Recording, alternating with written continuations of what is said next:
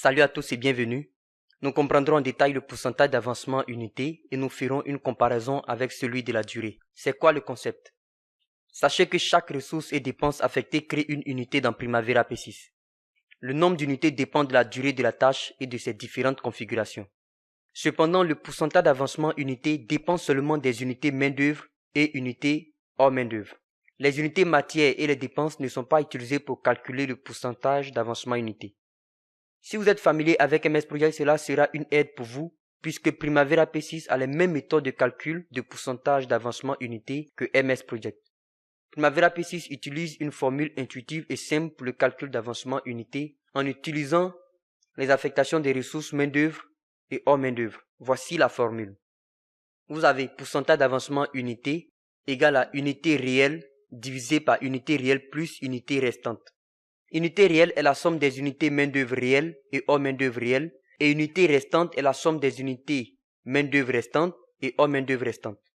Voici montré de façon simple sur cette image comment le pourcentage d'avancement unité est calculé. Comme vous le constatez, les unités ne sont pas distribuées uniformément et le résultat du pourcentage d'avancement unité n'est pas égal au rapport de la durée réelle sur la durée totale. La valeur est de 58,62%. Vous avez unité réelle qui fait 80 heures plus 56 heures, cela fait 136 heures.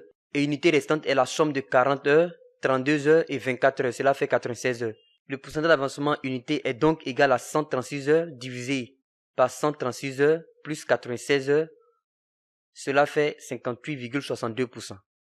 Si nous sommes au début de la tâche, nous avons au fur et à mesure la consommation des unités. C'est le même calcul que si les unités restantes varient au fur et à mesure que l'on avance.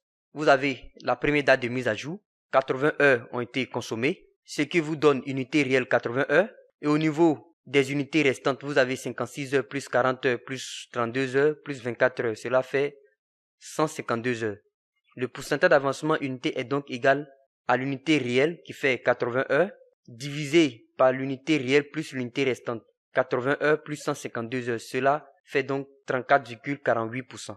Et si nous avons une nouvelle date de mise à jour, vous avez 58,62%. Ainsi de suite, nous avons 75,86%, 89,65% et enfin nous avons 100%.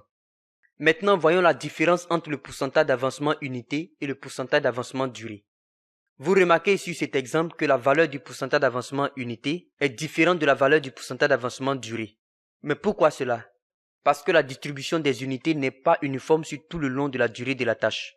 Vous voyez, ça varie. Pour le jour 1, on a 80 heures, le jour 2, on a 56 heures, le jour 3, on a 40 heures, et ainsi de suite. Ce n'est pas uniforme, on n'a pas les mêmes valeurs partout. Ce qui fait que le pourcentage d'avancement unité est égal à 58,62%, qui est différent du pourcentage d'avancement durée, qui est égal à 40%. Par contre, pour le deuxième exemple, lorsque les unités sont uniformes sur tout le long de la durée de la tâche, on a 24 heures partout. Le pourcentage d'avancement est égal à 72 heures, divisé par 72 heures plus 48 heures, cela fait 60%. Et le pourcentage d'avancement unité dans ce cas est égal au pourcentage d'avancement durée qui fait 60%.